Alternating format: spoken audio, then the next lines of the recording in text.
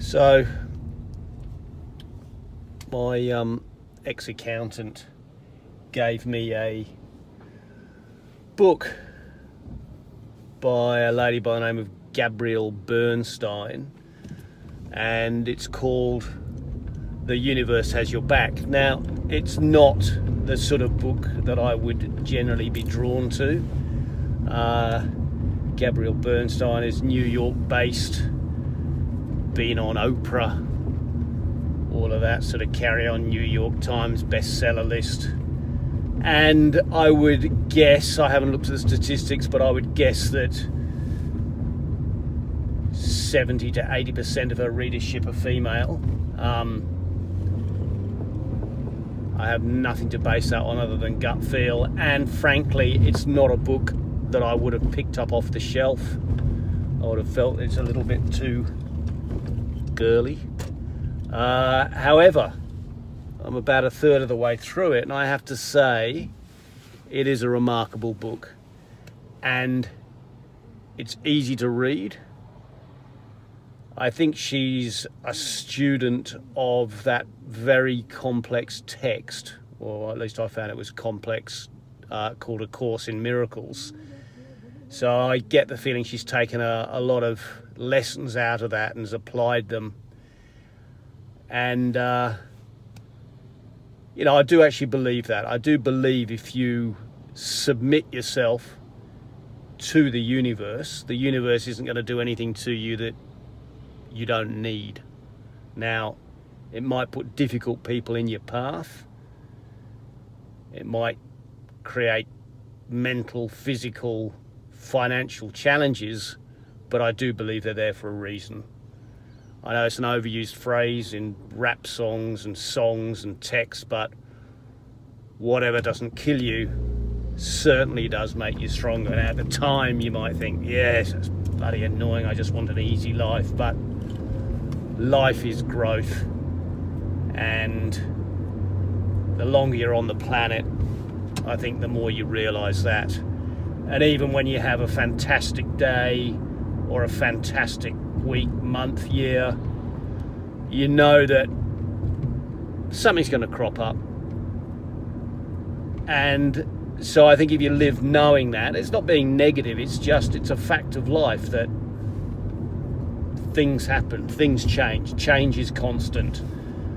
For every good there's a bad, for every great situation there's an appalling situation, and it's how we deal with that. It's the Viktor Frankl school of man's search for meaning, where I think the basic tenet of that book is that you have choice. In any given situation, you have choice. It's not what's done to you, it's what you do about what's done to you or what's happened to you. It's not about what happens to you, it's what you do about that. And they're all truisms, and you hear them in self-help books, but your mind is so constant, the talk is so constant, it's so easy to let the negative thoughts come into your mind that you need to constantly counteract that with positive thoughts, positive texts. I was listening to Frank Bruno, the great English boxer, being interviewed by Brian Rose yesterday, and amazing. He's dyslexic, he's been diagnosed bipolar, he was sectioned 3 times, put on drugs. The only scar he's got on his face is as a result of being on drugs and falling over. And he's an amazing guy. He had a strong father, role model. I think he died when he was 16, or when Frank was 16, his father died. His mother was, I think, a Pentecostal preacher, and obviously set her up. He started going down the wrong track, but pulled himself off that, got into boxing, and now he's a very, very popular figure in the UK and around the world. But he's overcome a lot, and now his charity supports people with, I think, bipolar disorder. So fill your thoughts. Message for the day is fill your thoughts with as much positivity as you can. Find texts, get Audible, listen to podcasts whenever you have the opportunity. I mean, technology these days is so prevalent, so readily available that we don't get a lot of time to read. You might end up reading just before you go to sleep and end up reading half a page.